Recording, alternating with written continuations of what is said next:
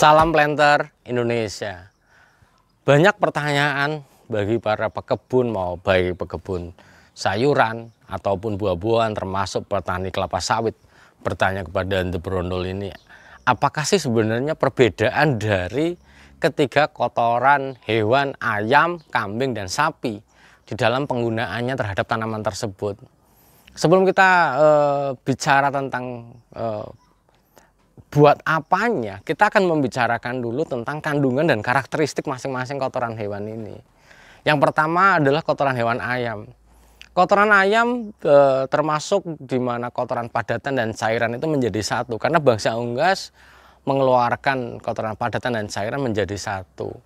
Efek yang terbesar dari kepercampuran ini bahwa kandungan nitrogen dari kotoran ayam ini sangat tinggi, angkanya adalah 1,1 sampai 3,1% nitrogennya, tergantung dari jumlah, tergantung jenis pakan ternaknya. Kemudian fosfornya juga tinggi, kaliumnya juga tinggi, kaliumnya di bawah fosfornya. Kemudian karakteristiknya adalah bahwa kotoran ayam ini memiliki karakteristik ketika diaplikasikan, dia adalah termasuk fast release ketika dia sudah mengalami dekomposisi yang lama, yang sudah jadi, yang tidak panas lagi istilahnya. Artinya bahwa begitu kita pupukkan, maka tanaman akan langsung mudah menyerapnya.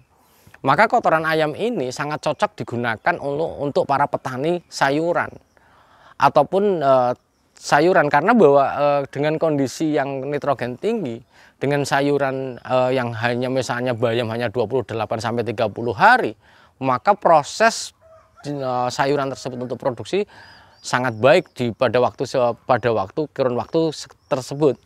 Sehingga yang harus dilakukan oleh para petaninya adalah mencampur dulu kotoran ayam, kemudian dilakukan di dalam sistem pertanamannya. Maka kotoran ayam ini sangat cocok untuk sayuran. Akan tetapi kalau dia digunakan untuk buah-buahan termasuk agak lama penggunaannya, maka kotoran ayam ini kurang pas untuk di dalam budidaya buah-buahan dan pertanaman kelapa sawit. Kalau memang akan digunakan untuk buah-buahan dan kelapa sawit, maka kotoran ayam ini harus digunakan secara kontinu dan jumlahnya relatif besar. Kemudian yang kedua adalah kotoran sapi. Sapi termasuk serat ya, kotoran sapi termasuk memiliki serat yang tinggi, di mana kotoran sapi ini memiliki satu hari sapi itu bisa mengeluarkan kotoran padat sekitar 23 kg per ekor per harinya. Sementara kotoran cairan atau urinnya hampir 9 kg per harinya. Ini angka yang besar sebenarnya.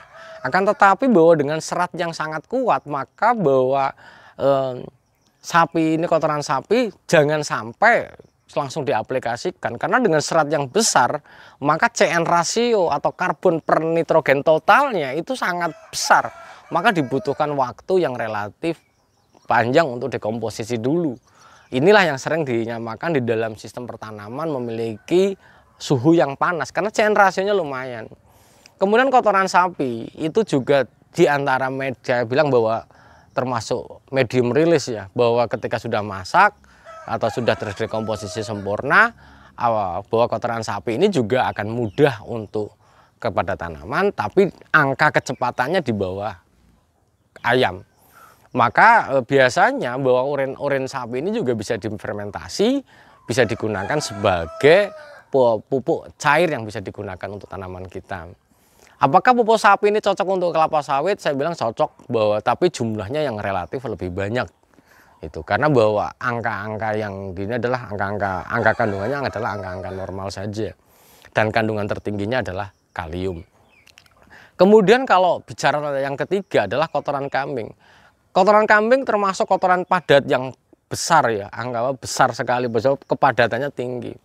Sehingga bahwa kotoran kambing ini memiliki CN rasio angkanya sampai 30, maka sangat perlu difermentasi dulu, dan kecepatan rilis kepada unsur hara kepada tanamannya termasuk sangat lama.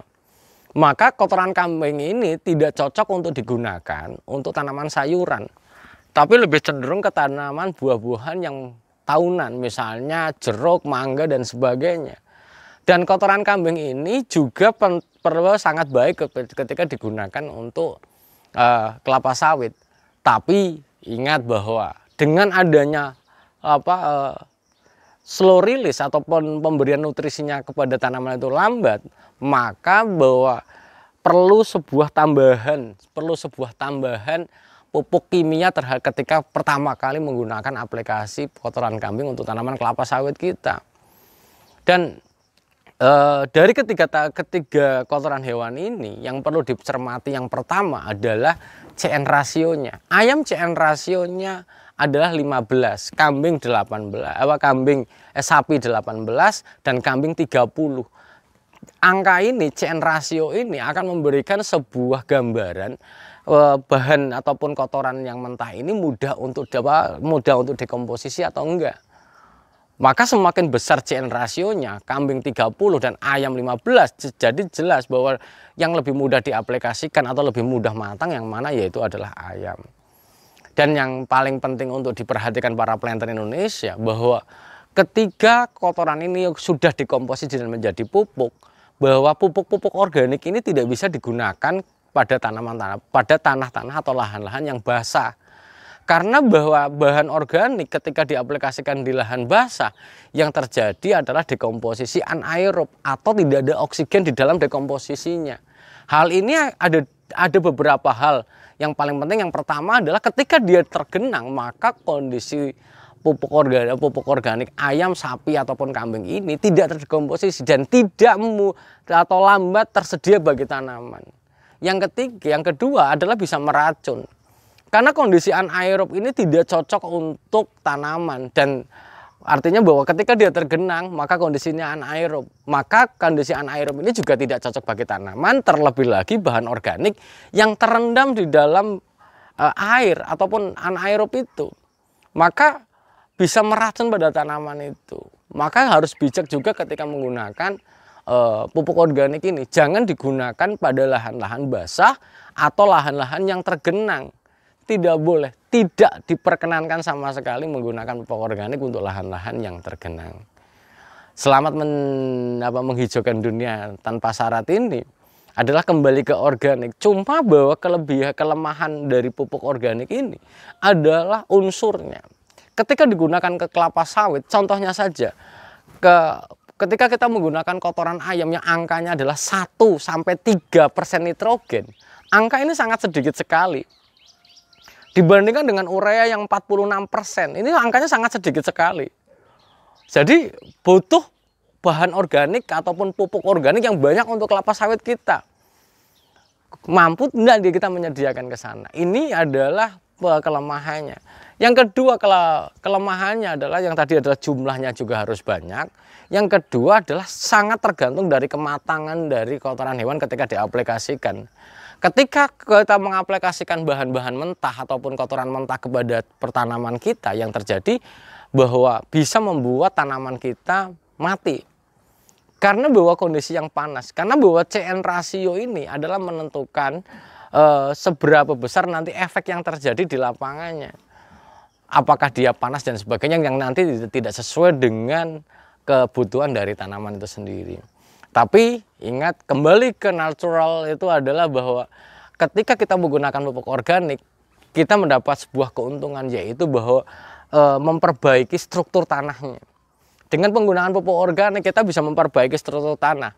Misalnya pada tanah pasiran yang dia loose, antar partikelnya tidak ada, maka perlu penambahan bahan organik seperti ini. Mungkin itu saja yang dapat saya sampaikan. Terima kasih. Salam planter Indonesia.